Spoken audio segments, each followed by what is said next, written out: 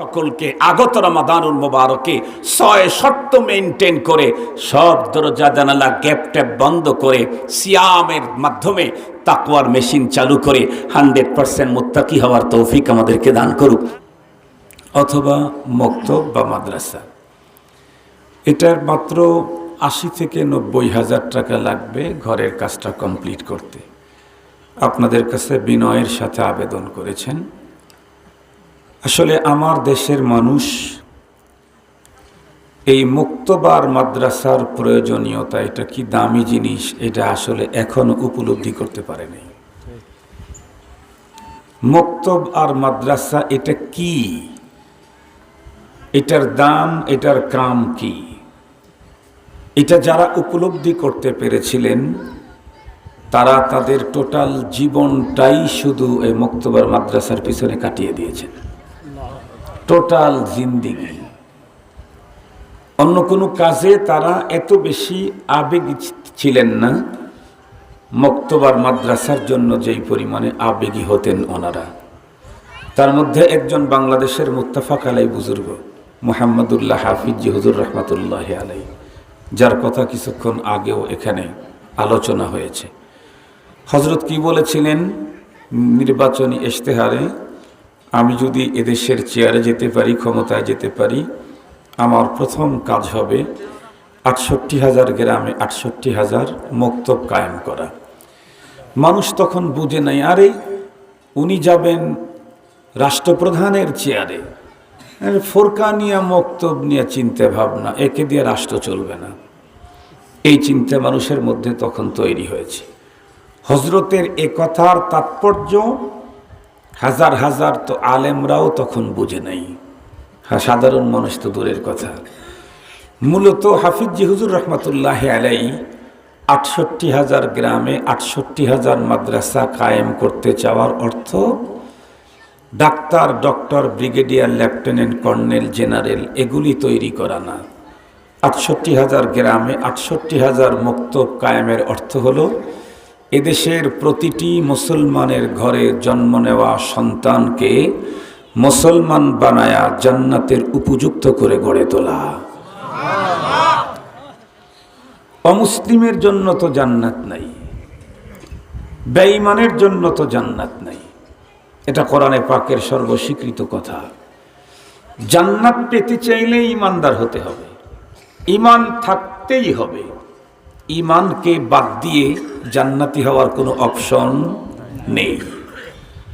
আর সেই ঈমানদার তৈরির কারখানা হলো এই মুক্তবার মাদ্রাসা। এই জন্যই তো এখন দেখেন অনেক বড় শিক্ষিত হচ্ছে মানুষ, মাগার ঈমানদার হচ্ছে না। অনেক বড় শিক্ষিত হচ্ছে, আজকে দেখেন যারা জিএসসি, পিএসসি, তারপরে এসএসসি, এইচএসসি এই জাতীয় পরীক্ষাতে যারা গোল্ডেন A+ পায় সারা বাংলাদেশে, মুসলমানের সন্তান, এবং যারা A+ করে, এদেরকে নিয়ে আপনারা একটা কোনো সময় জরিপ চালান, দেখবেন তারা অঙ্ক, ইংরেজিতে, এরা কি বলে, বাংলাতে, জ্যামিতিতে, বিভিন্ন বিষয়ের উপরে গোল্ডেন A+ করলেও, এমনকি বাংলাদেশের ভিতরে সেরা হলেও এদের কাছে গিয়ে কখনো জিজ্ঞেস করবেন ঈমানে মুজমালটা বলো, ঈমানে মুফাসসালটা বলো, কালিমায়ে শাহাদাতটা বলো, দেখবেন ওরা এসএসসিতে গোল্ডেন A+ করলেও কালিমায়ে শাহাদাতের প্রশ্নে গোল্ডেন A+ করবে ফেল করতে। ওরা ঈমানে মুজমাল চিনে না, ওরা ঈমানে মুফাসসাল জানে না, তার মানে ঈমানই জানে না। একজন মানুষ পৃথিবীতে আসলো আর দুনিয়ার সব অর্জন করলো আর স্রষ্টাকে চিনল না, জানলো না, তাহলে ওর চাইতে তো এই পৃথিবীতে জন্ম নেওয়া ইতর প্রাণী, কুকুর শুকুর উত্তম। এটা আমার কথা না, যিনি মানুষকে তৈরি করেছেন তার বক্তব্য, এটা আমার কথা না। এই জন্য মুহাম্মদুল্লাহ হাফিজ রহমাতুল্লাহ আলাই, আমরা তো প্ল্যান নিয়েছি, রাস্তা সুন্দর করব, বাড়ি সুন্দর করব, দেশে বিল্ডিং তৈরি হবে, এটা উন্নত হবে, ওইটা উন্নত হবে।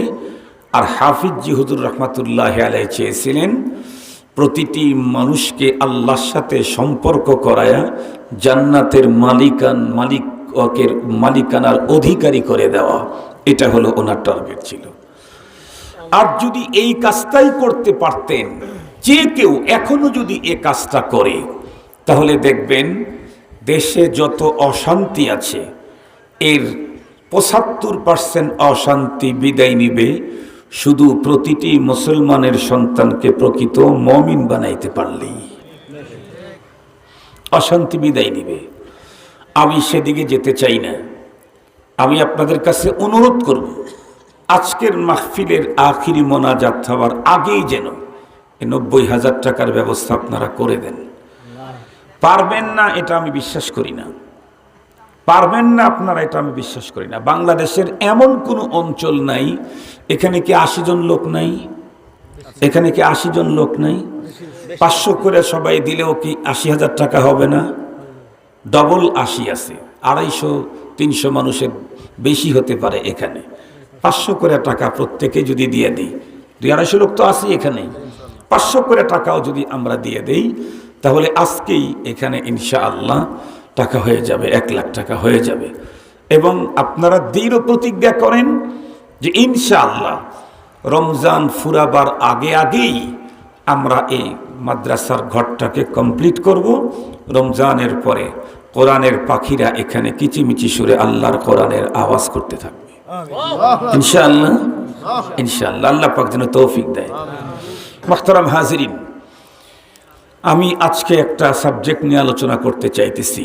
এটি হলো আমার উসুলের মোতাবেক এই বয়ানটা আমাকে করতে হবে। আমি সবসময় ফিকির করি কোন সময় মুসলমানদের জন্য কোন আলোচনাটা বেশি জরুরি। এখন যেহেতু অত্যন্ত সমাগত, খুব কাছাকাছি এসে গেছে রমাদানুল মুবারকের বরকতপূর্ণ মাস। রমাদান তো এমন মর্যাদাপূর্ণ মাস, এমন দামি মাস যে বিশ্বনবীজি যেই মাসটাকে পাওয়ার জন্য ২ মাস আগেই আল্লাহ পাকের কাছে দরখাস্ত দিয়ে রাখতেন। আল্লাহু আকবার। বিশ্বনবীজি, যে নবী সকল নবীদের নবী, যার জীবনের পূর্বাপর সকল গুনাহ অগ্রিম ক্ষমা, যাকে নবুয়াতের আগে এবং পরে কোনো গুনাহ হতেই দেন নাই, আল্লাহ নিজ হাতে বিশেষ কায়দায় হেফাজত করেছেন। সুবহানাল্লাহ।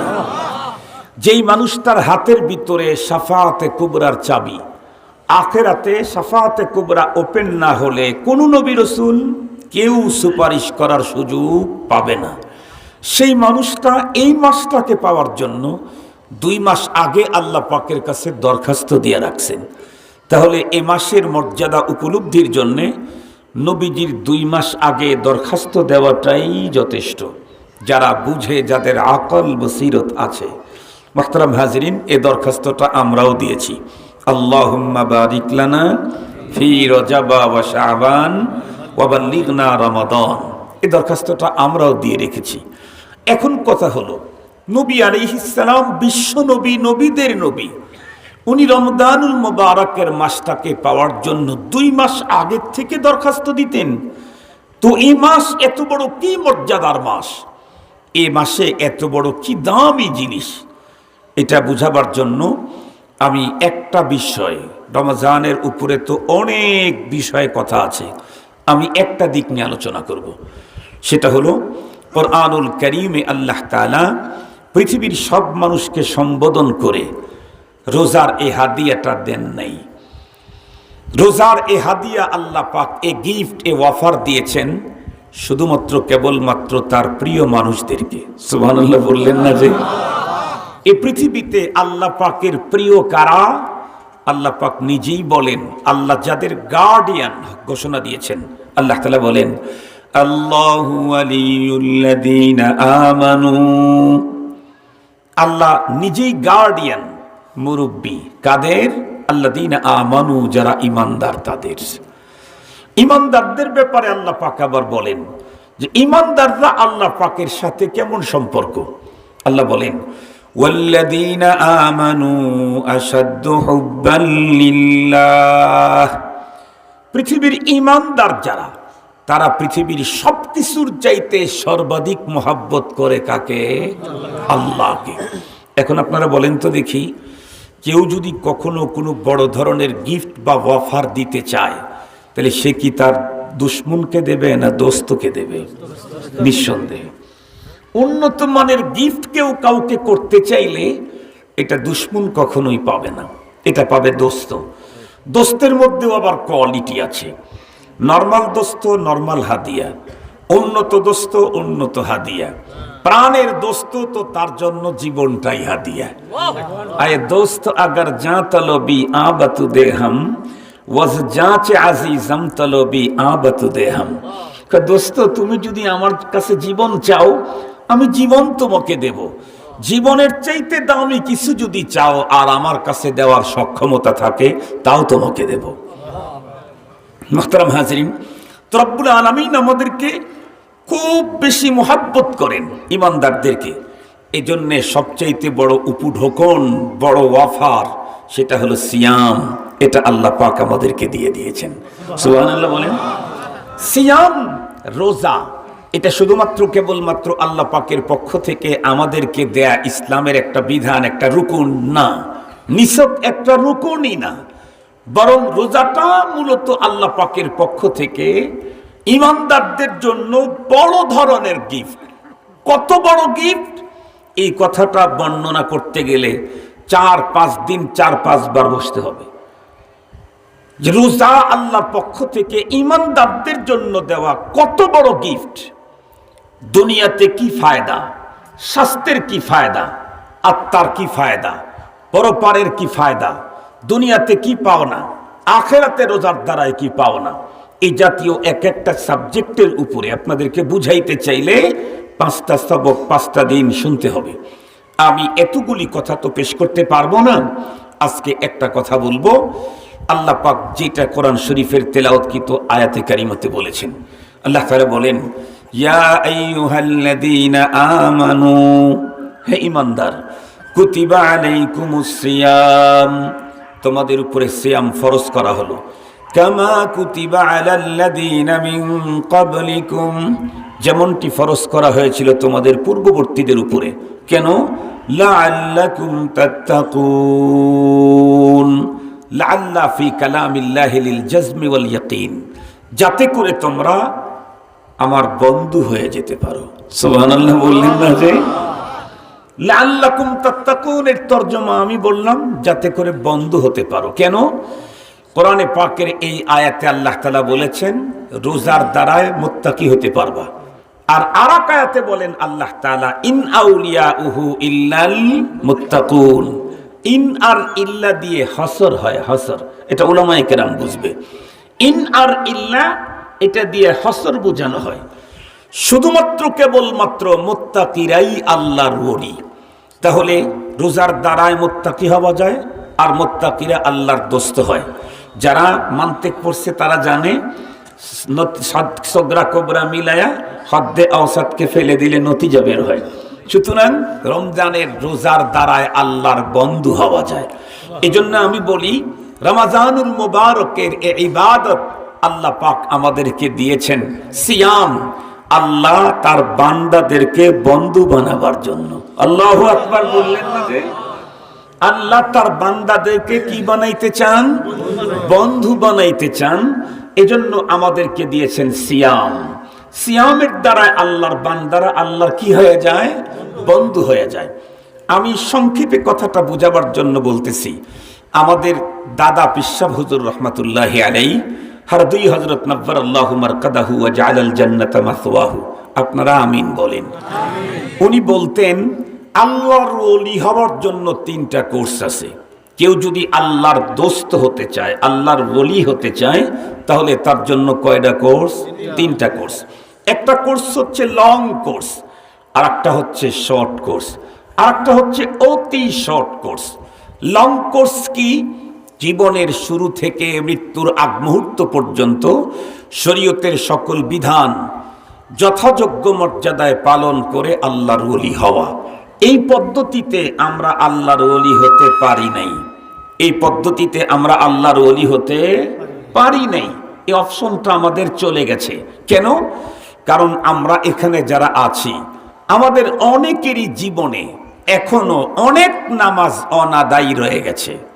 জীবনে বালেগ হওয়ার পরে যে আমার উপরে নামাজ ফরজ ছিল, আল্লাহ পাকের অর্ডার, এই আল্লাহ পাকের হক তাকে সেজদা করা ছিল আমাদের জিম্মায়, এটা এখনো অনাদায়ী, আদায় করি নাই, অনাদায়ী রয়ে গেছে। তাহলে জীবনের শুরু থেকে শেষ পর্যন্ত পুরা শরীয়ত মেনে আল্লাহর দোস্ত হওয়ার সুযোগটা আমাদের হাতছাড়া হয়ে গেছে। অনেক লোক এখানে আছি আমরা, যাদের জীবনে অনেক রোজাও অনাদায়ী রয়ে গেছে। এখানে আমরা যারা আছি তাদের ভিতরে আজকেও আমাদের আল্লাহর দেওয়া চোখটাকে শরীয়তের বিধান অনুযায়ী আজকেও ব্যবহার করতে পারি নাই। এখানেও আমার মিস্টেক হয়ে গেছে।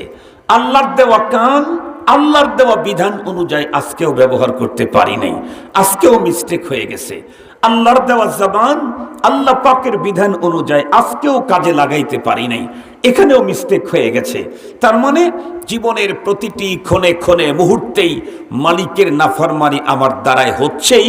সুতরাং টোটাল জীবনে মালিকের হুকুম মেনে আল্লাহর ওলি হওয়ার লং করছে, এই পদ্ধতিতে ওলি হওয়ার সুযোগটা আমি হারিয়ে ফেলেছি। তাহলে এখন যদি আল্লাহর ওলি হতে চাই, আমার সামনে আর কয়টা কোর্স আছে? দুইটা কোর্স আছে। একটা হলো সংক্ষিপ্ত কোর্স, আর একটা হচ্ছে অতি সংক্ষিপ্ত কোর্স। অতি সংক্ষিপ্ত কোর্সের সময় মাত্র 5 দিন। কয়দিন বলেন? মাত্র 5 দিন। ইনকেস আরো একদিন বাড়ায়া 6 দিন, সেটা হলো হজ্জে বাইতুল্লাহ। বলেন এই কোর্সের নাম কি? হজ্জে বাইতুল্লাহ। বাইতুল্লাহর হজের দ্বারায় একজন মানুষ 1000 বছরের অপরাধী মাত্র 5 দিনে জীবনের সব গুনাহ মাপ নিয়ে আল্লাহর ওলি হতে পারে। বাইতুল্লাহর হজ এত কঠিন, এত দামি, এত মর্যাদাপূর্ণ ইবাদত বাইতুল্লাহর হজ। কিন্তু মুহতারাম হাজিরিন, এই 5 দিনে আর 6 দিনে আল্লাহর ওলি হতে চাইলে শুধু আল্লাহর ঘরে গেলেই হওয়া যাবে না, বরং শর্ত প্রযোজ্য। কোরআনে পাকের মধ্যেও আসছে, হাদিসে পাকের মধ্যেও এসেছে। যেই শর্তগুলি দেওয়া হয়েছে তার ভিতরে প্রথম গুরুত্বপূর্ণ 2 শর্তেই আমরা ফেল। 1 নাম্বার, হজ করতে চাইলে লাগবে হলো 2টা সক্ষমতা, একটা হলো টাকা আর একটা শারীরিক সক্ষমতা। যেই টাকাটা হজের পারপাসে আমি ব্যয় করব, এ টাকাটা 100% হালাল হতে হবে। 100% হালাল। এখন বলেন, আমাদের যে ইনকামের কন্ডিশন, তাতে 100% হালাল আমাদের ভিতরে এখন পাওয়া যায় না। আমি হারামখোর হব আবার আল্লাহর দোস্ত হবে, ওই 2টা একসঙ্গে হতে পারে না। আমি হারামখোর হব অথচ আল্লাহর দোস্ত হব একই টাইমে না। দোস্ত হইলে হারাম ছাড়তে হবে, হারাম ধরে রাখলে দোস্ত হওয়ার সুযোগ নেই। তাহলে 1 নাম্বার শর্ত হলো হজের পারপাসে যে টাকা ব্যয় হবে এটা হালাল হতে হবে।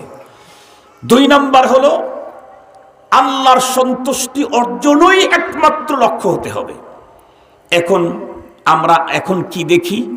হজ বলেন আর ওমরা বলেন, মাত্র ঘর থেকে বের হলেই ফেসবুকে স্ট্যাটাস দিয়েই বের হই, চললাম জীবনের বড় কাঙ্ক্ষিত সফরে বাইতুল্লাহর মুসাফির হয়ে। কি বুঝায়? কি বুঝায়? উনি কেন যাচ্ছেন? কাকে দেখাবার জন্য যাচ্ছেন? এহরামের কাপড় পরেই সেলফি উঠায়া ছেড়ে দিল। দোস্ত হাবাবদের কাছে দোয়া চাই, চললাম জীবনের সবচাইতে বড় সফরে।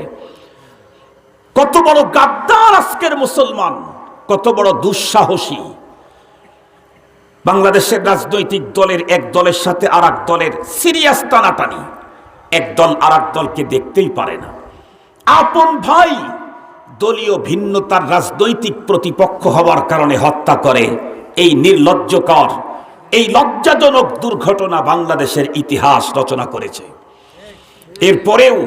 এরপরেও আমরা দেখেছি আওয়ামী লীগের রাজনৈতিক অফিসে গিয়ে কখনো বিএনপি আওয়ামী লীগের বিরুদ্ধে বক্তব্য দেয় না, বিএনপির অফিসে গিয়ে কখনো আওয়ামী লীগ বিএনপির বিরুদ্ধে বক্তব্য দেয় না। এমনকি এক দলের প্রতিষ্ঠা বার্ষিকীতে আর এক দলের নেতাদেরকে আমন্ত্রণ করলে তারা কখনো ওই দলের বিপক্ষে কথা বলে না, ওই দলের পক্ষেই তখন কথা বলে। বাইরে গিয়ে বিপক্ষে বললেও, এক দলের অফিসে গিয়ে অন্য দলের লোক ওই দলের বিরুদ্ধে কথা বলে না, এটাই স্বাভাবিক। কিন্তু আমরা মুসলমান কত বড় দুঃসাহসী গাদ্দার! রব্বুল আলামিনের ঘর খানায় কাবার ওখানে গিয়ে আল্লাহর আইন লঙ্ঘন করে সেলফি উঠাইতেছি। কত বড় দুঃসাহস আমাদের!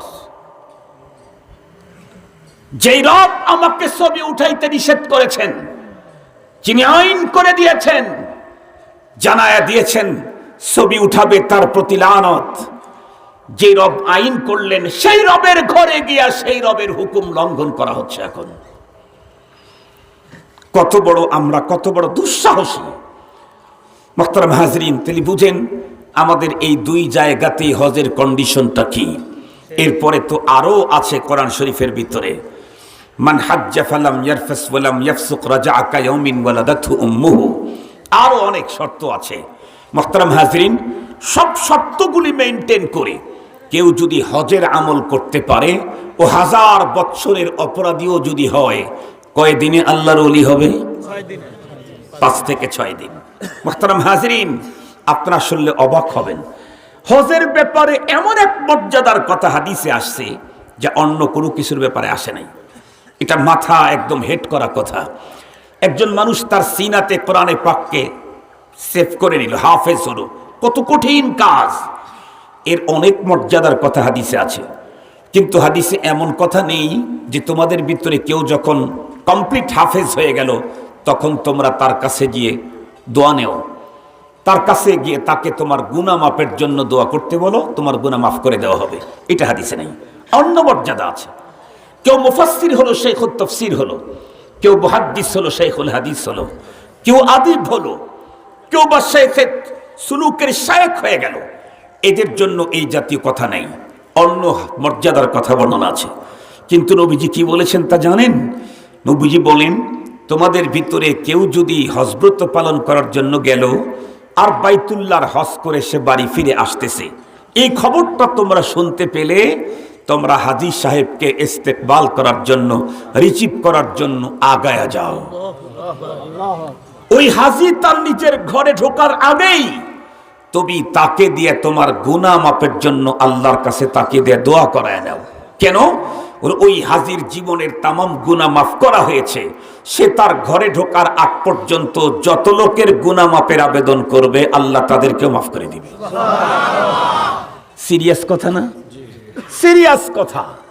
মুহতারাম হাজরিন, কিন্তু বলেন এই 5 আর 6 দিনে আল্লাহর ওলি হওয়ার এই কোর্সে কি আমরা সবাই আল্লাহর ওলি হতে পারবো? এই সুযোগে সক্ষমতা আছে কি? নেই। কেন? আমাদের বাড়ি অনেক দূর, আমাদের পকেটে টাকা নেই, পাখাও নেই যে উড়ে যাব, টাকাও নেই যে উড়ো জাহাজে যাব। ঠিক বললাম না? ঠিক বললাম? পাখা নাই যে উড়ে যাব, টাকাও নাই যে উড়ো জাহাজে যাব। এজন্য সকলের ইচ্ছা থাকলেও সক্ষমতা নেই। তাহলে সব মানুষ আল্লাহর ওলি হওয়ার জন্য এখন পথ রইল কয়টা? একটা। সেটা হলো সংক্ষিপ্ত পথ, জীবনের শুরু থেকে শেষ পর্যন্ত না। জীবনে কোনো এক রমজানও যদি মানুষ পেয়ে গেল, একটা রমজান, তাহলে এই 30 দিনেই একজন মানুষ তার জীবনের সব গুনাহ মাপ নিয়ে মাত্র 30 দিনেই আল্লাহর ওলি হতে পারবে। এই সুযোগটা আমরা পেয়ে যাচ্ছি অল্প দিনের মধ্যে। এই জন্য আমাকে মরনা ভাতিজা বলছিল যে এখানে উলামা দ্বীনি মাদ্রাসার প্রতি আলোচনা করা দরকার। আমি বলছি যে বাবা, আমি তো কোন সময় কোন জিনিসের বেশি প্রয়োজন, সবার জন্য আম ফায়দা হয়, এই জাতীয় আলোচনা করা হলো আমার স্বভাব। আমি আপনাদেরকে ওই প্রেসক্রিপশনটাই আজকে দেব। যতদূর পর্যন্ত আওয়াজ যায়, মা মহলের যারা আছেন, বোন যারা আছেন, তারা কথাগুলি শুনবেন।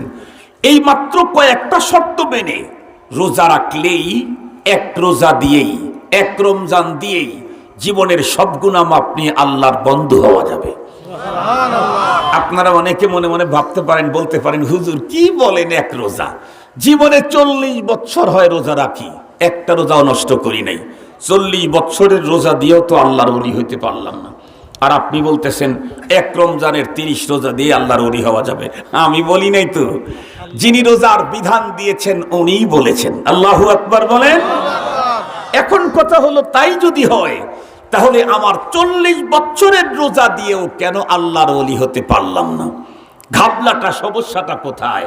জি, এই সমস্যাটা চিহ্নিত করে ট্রিটমেন্ট দেওয়ার জন্যই হযরত উলামায়ে কেরাম উম্মতের সামনে দাঁড়ায়।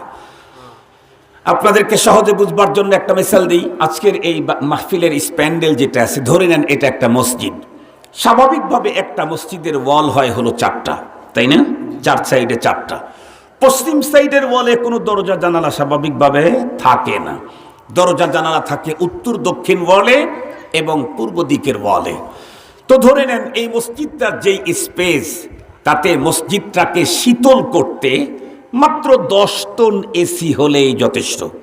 সেখানে এই মসজিদে এসি লাগানো হলো 30 টন, আরো 2 গুণ বাড়ায়া। এই মসজিদের ভিতরে দক্ষিণ উত্তরের জানালাতে ওয়ালের ভিতরে 8টা 16টা জানালা আছে, আর পূর্ব দিকের ওয়ালে 2টা আছে, 4টা আছে দরজা, 2টা আছে জানালা। সবগুলি খোলা রাখলাম। রাখার পরে 10 টনের পরিবর্তে 30 টন এসির সবগুলি চালায়া দিলাম। বলুন তো দেখি কি পরিমাণে ভিতরে ঠান্ডা হবে? একটু ভালো করে বলেন। একদম হবে না তা কিন্তু না, হবে। যেই মানের হওয়া দরকার সেই মানের হবে না।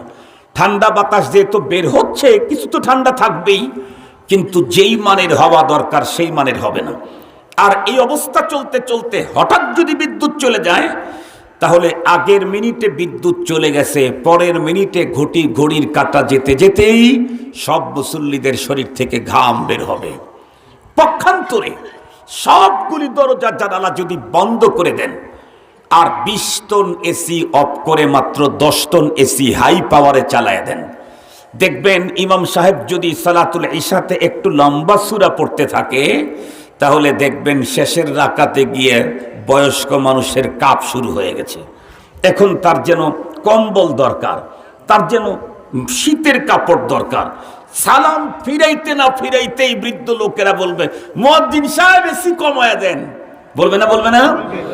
এই মতো অবস্থায় এশার সালাতটা শেষ করতে করতেই বিদ্যুৎ যদি চলে যায়, রমাদানুল মুবারকের মাস, দরজা জানালা সবই যদি বন্ধই থাকে, আমার মনে হয় ইমাম সাহেব যদি 1 ঘন্টাতে তারাবির নামাজটা শেষ করেন, 1 ঘন্টা পর্যন্ত শীতলতা থেকেই যাবে। পরের মিনিটেই গা গরম হওয়ার কোনো সুযোগ নেই। মুহতারাম হাজিরিন, খুব ভালো করে বুঝবেন, তাহলে এসি চালাইলেই কাঙ্ক্ষিত মানের ঠান্ডা হবে না মসজিদ। এসি চালানোর পরে সেই এসির শীতলতাকে রক্ষা করার জন্য দরজা জানালা বন্ধ করতে হবে। মুসলমান ভাইরা রে আমার, ভালো করে বুঝবেন, আল্লাহ পাক রব্বুল আলামিন কোরআনুল কারীমের ভিতরে স্পষ্ট বলেছেন, ইয়া আইয়ুহাল্লাযীনা আমানু কুতিবা আলাইকুমুস সিয়ামু কামা কুতিবা আলাল্লাযীনা মিন ক্বাবলিকুম লাআল্লাকুম তাত্তাকুন। ইমানদার, তোমাদের উপরে সিয়াম ফরজ করা হলো যেমনটি ফরজ করা হয়েছিল তোমাদের পূর্ববর্তীদের উপরে। কেন কেন কেন? বলে সিয়ামের দ্বারায় তুমি মুত্তাকি হয়ে যেতে পারবে, তোমার ভিতরে তাকওয়া আর খোদাভীতি তৈরি হবে। রোজার দ্বারায় তাকওয়ার মেশিন চালু হয়ে যায়, খুব ভালো করে বুঝবেন। কিন্তু আমরা তো জীবনে 40 বছর পর্যন্ত রোজা রাখার পরে 100% মুত্তাকি হইলাম না, ভিতরে আল্লাহর ভয় পুরোপুরি ঢুকলো না। তার কারণ হলো আমরা রোজা রেখেছি বটে, রোজা রাখার দ্বারায় তাকওয়ার মেশিন যেটা চালু হয়েছিল, এটাকে সংরক্ষণ করার জন্য আমার বডির দরজা জানালাগুলি বন্ধ রাখা দরকার ছিল, বন্ধ রাখতে পারি নাই, খোলা রেখে তাকওয়ার মেশিন চালু করেছি। এই কারণে রমজান যতদিন পর্যন্ত ছিল, তাকওয়ার মেশিন চালু থাকার কারণে কিছুটা মুত্তাকি হয়েছিলাম। রমজান চলে যেতে না যেতেই আবারও পূর্বের মতোই হয়ে গেলাম। রমজানের রোজার দ্বারায় যে মানুষের ভিতরে আল্লাহর ভয়ের মেশিন চালু হয়, তার প্রমাণ পৃথিবীতে একজন রোজাদার এমন দেখাইতে পারবেন না যেই রোজাদার রোজা রেখে তৃষ্ণায় কাতর, দিলটা ফেটে চৌচির, 30 তলা বিল্ডিং তার একাই, পুরা বিল্ডিং এর ভিতরে একজন জিন ইনসান কেউ নেই, মাঝখানকার 15 নম্বর তালার ভিতরে একাই বাস করলো আল্লাহর বান্দা। প্রচণ্ড তাপদাহ গরমের কারণে দিল ফিটে চৌচির, তৃষ্ণায় বড় কাতর, মনে চাইতেছে একটু কোল্ড ড্রিঙ্কস করতে। ঘরের ভিতরে তার হাতের নাগালে 50 আইটেমের কোল্ড ড্রিঙ্কস আছে। উনি যদি সারা দিনে 50 বার পান করেন, পৃথিবীর কেউ বুঝবে না, জানবে না। এরপরেও কোনো একজন আল্লাহর বান্দা রোজাদার এই সুযোগ গ্রহণ করে কখনোই কোল্ড ড্রিঙ্কস রোজাদার পান করে নাকি? কেন পান করে না? কার ভয়ে? কেউ তো দেখবে না, তারপরেও পান করে না কার ভয়ে? তাহলে বোঝা গেল এই তো রোজার দ্বারায় তাকওয়ার মেশিন চালু হয়েছে, তাই তো পান করে নাই। একজন যুবক, যৌবনের চূড়ান্ত বাহার, যৌবনের এক ফোঁটাও সে বিপথে নষ্ট করে নাই, কোথাও ইউজ করে নাই। এমনই একজন টাটকা যুবক, বন্ধুরা আমার, পথ চলা শুরু করলো। রাত্রের গহীন দিনের বেলাতেই পথ চলা শুরু করলো। সে আরবের মরুভূমি, 100 কিলোমিটারের ভিতরে কোনো মানব দানব, কোনো পশু পাখি কেউ নাই। মাঝখানে গিয়ে দেখা হলো বর্তমান পৃথিবীর মিস ওয়ার্ল্ড বিশ্ব সুন্দরীর সাথে। বিশ্ব সুন্দরী যুবককে ডেকে বলল, এরে যুবক, তুমি আমারে চিনো? আমি তো 2021-এর মিস ওয়ার্ল্ড বিশ্ব সুন্দরী। আমাকে একটা ঘন্টা কাছে পাওয়ার জন্য পৃথিবীর মিলিয়ন বিলিয়ন ডলার আমাকে মানুষ অফার করেছে, পায় নাই।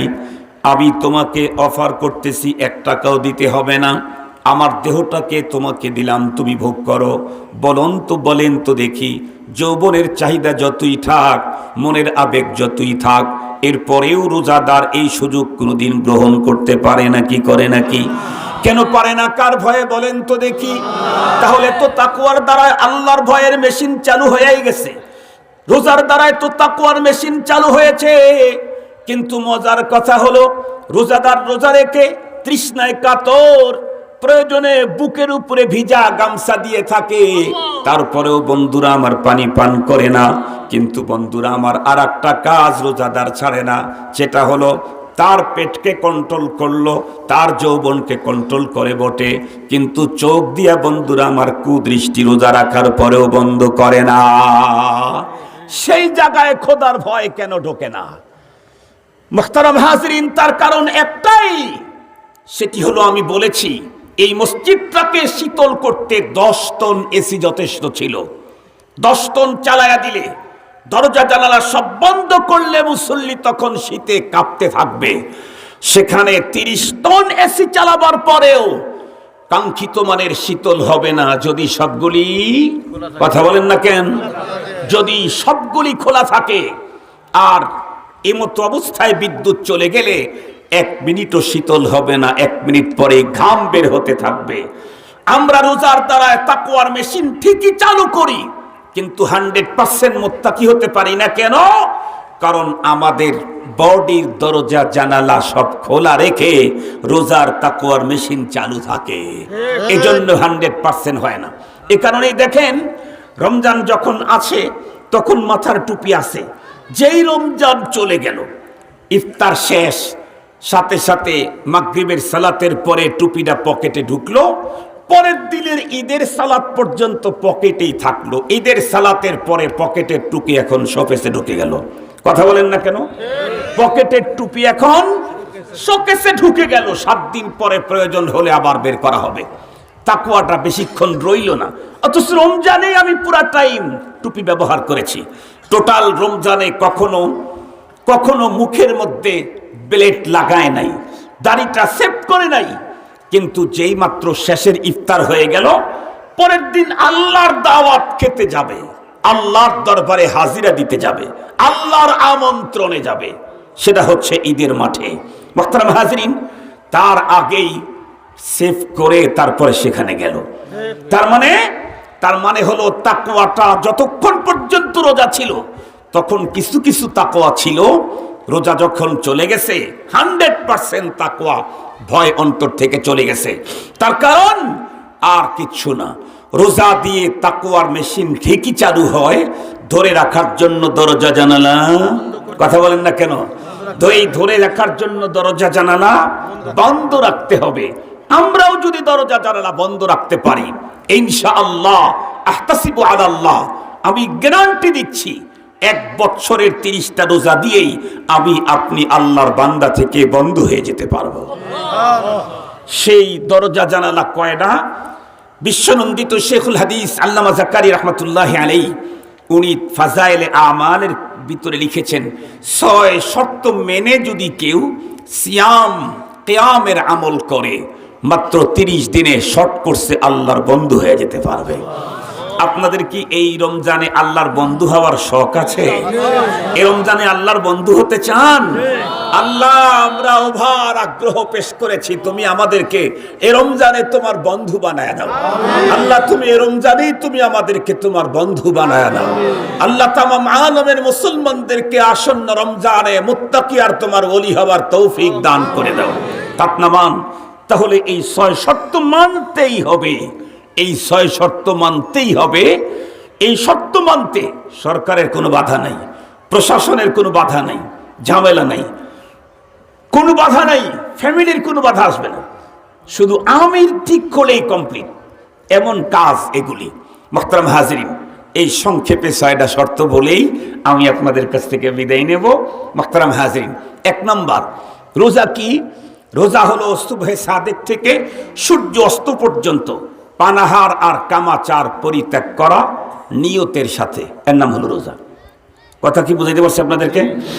সুবহে সাদেক থেকে সূর্য অস্ত পর্যন্ত পানাহার কামাচার, এই দুইটাকে নিয়ন্ত্রণ করা, এর থেকে বিরত থাকা নিয়তের সাথে, তার নাম রোজা।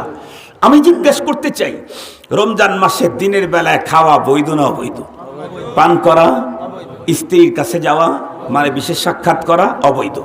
আমি জিজ্ঞেস করি, দিনের বেলায় খাওয়া আর পান করা এটা কি চিরস্থায়ী অবৈধ? সারা বছর, সারা জীবন না, শুধু রমজান মাসের জন্য সাময়িক হারাম, এটা সব সময়ের জন্য হালাল। মজার আশ্চর্য কথা হলো, রোজা রাখার পরে আল্লাহ পাক সাময়িকভাবে যেটাকে নিষেধ করলেন, সেই নিষেধ পৃথিবীর সব রোজাদারি মেনে নিল। কেউ কোনোদিন দিনের বেলায় খেয়ে রোজা রাখে না, পান করে রোজা রাখে না, স্ত্রীর কাছে যে রোজা রাখে না। কিন্তু এই স্থায়ীভাবে যেটা হারাম করলেন, রোজার দিনেও হারাম নাই, হালাল নাই, রোজার বাইরেও হালাল নাই, রমজান মাসেও অবৈধ, 11 মাস অবৈধ, চিরস্থায়ী অবৈধ। সেই চিরস্থায়ী অবৈধ জিনিস আমরা পরিহার করতে পারলাম না। তাহলে এটা কেমন রোজা? সাময়িকের জন্য যেটা অবৈধ ঘোষণা করলো শরীয়ত, সেটা মেনে নিলাম। চিরস্থায়ী অবৈধ ঘোষণা করেছে অপাত্রে তাকানো, কুদৃষ্টি, এটা কি শুধু রোজার জন্য হারাম না চিরস্থায়ী হারাম? কু কথা, এটা কি শুধু রমজান মাসের জন্য হারাম না চিরস্থায়ী হারাম? কু কথা, কু ধারণা, এটা কি শুধু রমজানের জন্য হারাম না চিরস্থায়ী হারাম? তাহলে সাময়িক হারামটা আমরা প্রত্যেকে মেনে নিলাম, চিরস্থায়ী হারামটাকে রমজানের রোজা রাখার পরেও মানতে পারলাম না। তাহলে এটা কেমন রোজা হলো? মুসলমান ভাইরা রে আমার, ভালো করে বুঝবেন, শুধুমাত্র কেবলমাত্র পেট আর লজ্জাস্থানকে কন্ট্রোল করলেই 100% বন্ধুরা আমার তাকওয়া অর্জন হবে না। আরো 6টা কাজ করতে হবে। তার ভিতরে 1 নাম্বার বন্ধুরা আমার, চোখ কন্ট্রোল করা লাগবে। চোখ কন্ট্রোল, কুপাত্রে তাকানো যাবে না, কুদৃষ্টি হারাম, হারাম, হারাম। 2 নম্বরে বন্ধুরা আমার, মুখ কন্ট্রোল, কু কথা বলা যাবে না। 3 নম্বরে বন্ধুরা আমার, কান কন্ট্রোল, কু কথা শোনা যাবে না। আপনাদের প্রত্যেকের জানা আছে, বিশ্বনবীজির যুগে 2 জন মহিলা রোজা রাখার পরে একদম নার্ভাস হয়ে গেল। বিশ্বনবীজির এক সাহাবী এসে পয়গম্বরকে বললেন, নবীজি, অমুক গোত্রের 2 জন মহিলা রোজা রেখে সিরিয়াস নার্ভাস হয়ে গেছে, এখনো তো ইফতার করার লম্বা টাইম বাকি আছে, আপনি অনুমতি দিন, ওরা ইফতার করে জীবনটা রক্ষা পাক, নাইলে ওরা মরে যেতে পারে। বিশ্বনবীজি বললেন, ইফতারের অনুমতি নাই, তবে একটা কাজ করো, 2 মহিলার কাছে 2টা পাত্র পাঠিয়ে দাও, আর তাদেরকে বলো তারা যেন স্বেচ্ছায় বমি করে পাত্রের ভিতরে বমি করে দেয়। সাহাবী তাই করলেন, চলে গেলেন। 2 মহিলার কাছে 2টা পাত্র পাঠিয়ে দেওয়া হলো। নির্দেশ করা হলো, নবীজি বলেছেন তোমরা 2 জনের স্বেচ্ছায় পাত্রের ভিতরে বমি করে দিবা। বন্ধুরা আমার, 2 মহিলা স্বেচ্ছায় পাত্রের ভিতরে যখন বমি করলো, বমি যেই জিনিসগুলি বের হয়ে আসলো, এগুলি দেখার পরে 2 মহিলাও আশ্চর্যান্বিত, দর্শকরাও আশ্চর্যান্বিত। কেন তারা দেখলো দুই পাত্রের ভিতরে তাদের মুখ থেকে বমিতে বেরিয়ে এসেছে তাজা রক্ত আর গোশত। দুই মহিলা অবাক, কারণ আমরা তো টোটাল দিনটাই রোজা রেখেছি, দিনের বেলায় খাইনি, সাহারিতেও যা খেয়েছি তখনও তো আমরা গোশত জাতীয় খাবার খাইনি, তাহলে গোশত আর রক্ত এলো কোথা থেকে? বিশ্ব নবীজির কাছে নিয়ে যাওয়া হলো। পয়গম্বরের কাছে জানতে চাইলে পয়গম্বর উত্তর করলেন, এই দুইজন মহিলার একজন গীবত করতেছিল আর একজন মজায় মজায় গীবত শ্রবণ করতেছিল। তার মানে জবান কন্ট্রোল করে নাই, কান কন্ট্রোল করে নাই। গীবত করা তো সিরিয়াস গুনাহ। আল্লাহ পাক বলেন, আয়ুহিব্বু আহাদুকুম আন তাকুলা লাহমা আখিহি মাইতান ফাকারিহতুমু। গীবত করা যেন আপন মৃত্যু ভাইয়ের গোশত খাওয়ার শামিল। আল্লাহ পাক রব্বুল আলামিন পয়গম্বরের মুজিজা স্বরূপ এই নারীর গীবত শ্রবণ আর গীবত করাটাকে একদম বাস্তবিক দেখায় দিয়েছেন, মুশাহাদায় আল্লাহ তাআলা নিয়ে এসে দিয়েছেন। এটা পয়গম্বরের মুজিজা। হাদিসে পাকের মধ্যে আসছে, যে ব্যক্তি রোজা রাখার পরে তার জবান, চোখ, কান কন্ট্রোল করতে পারলো না, ওর উপবাস থাকার কোনো প্রয়োজন নেই। এই জন্য মুহতারাম হাজিরিন, আমার কথা হলো 70 বছর 50 বছর মালিকের সাথে নাফরমানি করেছি, যে কোনো মুহূর্তেই আমার মরণ এসে যেতে পারে। আল্লাহর আদালতে আমি আসামির কাঠগড়ায় দাঁড়াবো। আল্লাহ সুযোগ দিয়েছেন, অপ্রাপ্ত ক্ষমা হবেই হবে, তুই আমার বান্দা, তোকে আমি বন্ধু বানায় নেব। আল্লাহু আকবার বলেন। অপ্রাপ্ত ক্ষমা হবেই হবে, তুই আমার বান্দা, তোকে আমার বন্ধু বানাবো। মাত্র একটা মাস আমি কি কন্ট্রোলে থেকে আল্লাহর বন্ধু হতে পারবো না? ইচ্ছা করলেই হবে, ইচ্ছা করলেই হবে, মুজাহাদা করলেই হবে। ইচ্ছাটা হতে হবে অত্যন্ত প্রবল। মানুষ কত অসাধ্যকে সাধ্য করে ফেলে, আর এটা তো একদম ইজি জিনিস। পৃথিবীর কোটি কোটি মানুষ এই কাজটা করেছেন। মুহতারাম হাজিরিন, এজন্য আমি আমার সাথে একদম 100% কি বলে, আমার সাথে চুক্তি করতে হবে। আমি আমার সাথে চুক্তি করব, আমার সাথে কন্ট্রাক্ট আমি করব। আগামী রমজানে চোখ অপত্রে তাকায় তুই আমাকে আল্লাহর বন্ধু হতে দিবি না, তোর মতো চোখের আমার দরকার নাই। মুখ তোর কারণে আমি আল্লাহর বন্ধু হতে পারবো না, তোর মতো মুখের আমার দরকার নাই। কান তোর কারণে আমি আল্লাহর দোস্ত হতে পারবো না, তোর মতো কানের আমার প্রয়োজন নাই।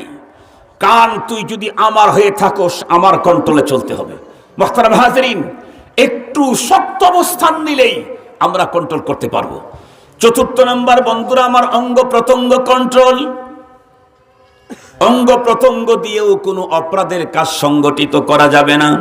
পঞ্চম নাম্বার হলো বন্ধুরা আমার, এত কিছু করার পরেও পঞ্চম নাম্বারের ক হলো, সাহারি আর ইফতারের ভিতরে খেতে হবে 100% হালাল খাবার।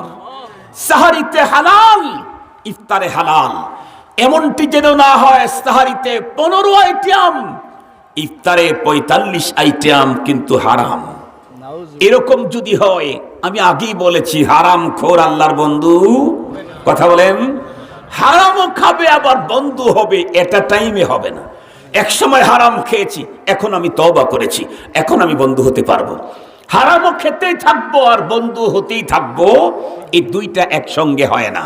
মুহতারাম হাজিরিন, এজন্য 25 আইটেমের খাবার দরকার নাই রমজানে। সাহারিতে যদি পানি ভাত, পান্তা ভাত হয়, আর ইফতার করতে যদি কিছু না পায়, শুধু পানি দিয়েও ইফতার করে, তারপরেও সে আল্লাহর বন্ধু হতে পারবে। কিন্তু 50 আইটেমের হারাম খোর ইফতারওয়ালা কখনো আল্লাহর বন্ধু হতে পারবে না। 50 আইটেমের ইফতারি কিন্তু হারাম টাকায় হবে না, হবে না, আল্লাহর দোস্ত হওয়ার সুযোগ তার নেই।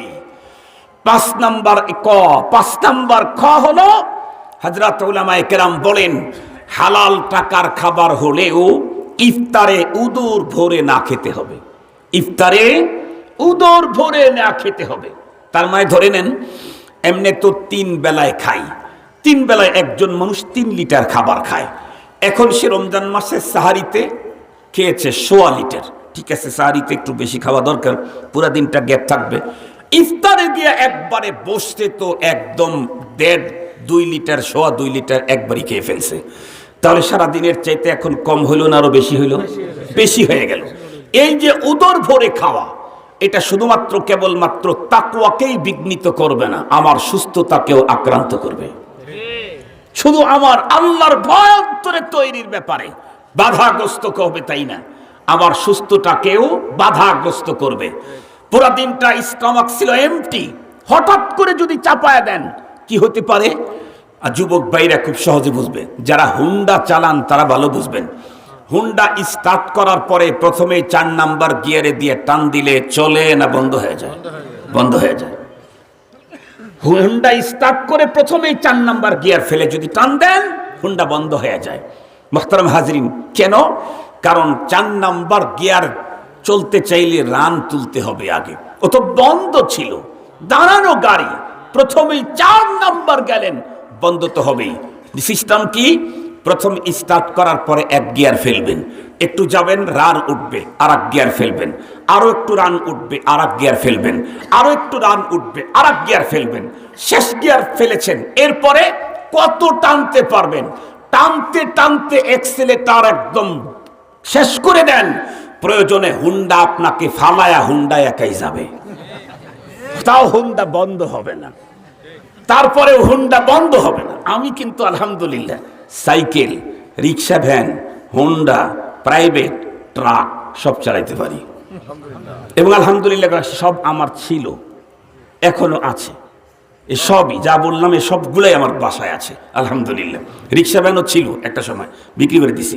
আমি রিক্সা চালাই নেই, ওই যে ভাড়াতে গরিব দুঃখীদেরকে অনেককে দিয়ে দিলে, ভাই আমি চলতে পারতেছি না, তো দিয়ে দিলাম কিনে, তুই আমাকে এত টাকা দিয়ে রিক্সা তোর, ও ধীরে ধীরে মাসে মাসে দিয়ে বাস রিক্সা দেওয়ার হয়ে গেল আলহামদুলিল্লাহ।